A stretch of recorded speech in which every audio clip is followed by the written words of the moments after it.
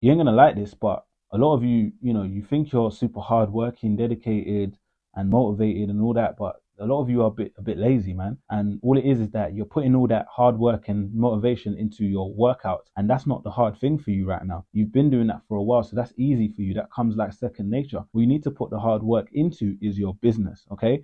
And I want you to not make this mistake. Don't think you can go pay someone to go and get you leads and send DMs and run the most important parts of your business until you've mastered it yourself. Okay, you need to master it yourself. So wake the fuck up, training first thing in the morning, fucking put that into your business, master your business, and then when you've mastered that, you can look at hiring people. The only thing you should be hiring for when you first start, or in the first year or half the first year or whatever, is people to do your admin stuff. You can hire people in foreign countries who are looking for work to do simple admin tasks if you are low on time. But you shouldn't be hiring people to do the most important stuff in your business, especially lead generation, until you've mastered it yourself.